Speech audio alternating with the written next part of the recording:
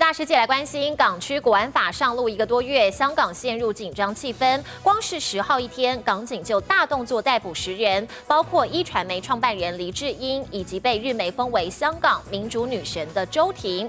美国高度关注，副总统彭斯跟国务卿庞皮欧纷纷发文表达对港府打压言论自由的忧虑。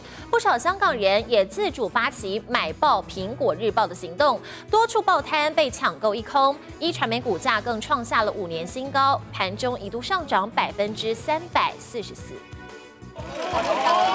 10号深夜，前香港众志成员周庭遭港警以涉嫌违反港区国安法为由上铐带离住处。他穿着简便白色上衣，戴眼镜、口罩，全程不发一语。上车后持续向外观望，不久就被移送大埔警署。这场搜捕行动看似突然，其实早有预兆。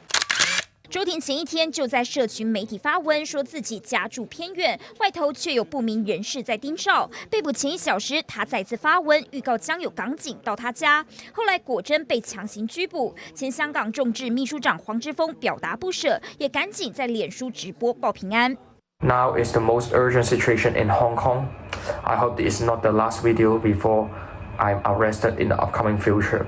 不过，连同周庭在内，香港10号就有10人被捕，包括香港传媒大亨黎智英跟一传媒多位高层。美国高度重视，副总统彭斯在推特贴出跟黎智英的合照，表示黎智英被捕对全球热爱自由的人士是严重冒犯跟侮辱。国务卿庞皮欧也发文说，被捕事件证明中共已经毁坏香港自由。反対する勢力は抑え込むという意思を見せつける狙いがあるのだと思います。不少港人也发起买爆苹果日报行动，旺角一座报摊凌晨2点出现长长人龙。11号，香港苹果日报加印到55万份，头版头条大大写着“苹果一定撑下去”。一传媒股价再创5年新高，10号盘中还一度暴涨344%，连德国媒体都形容这是港民为了声援黎智英展现的非理性投资，形同用錢投票。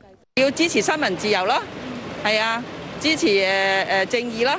同时间，中国态度也趋于强硬，宣布制裁11名干涉香港议题的美方人士，其中包括卢比欧、克鲁兹等6名美国国会议员。他们回呛不会因此退缩，将持续为香港发声。综合报道。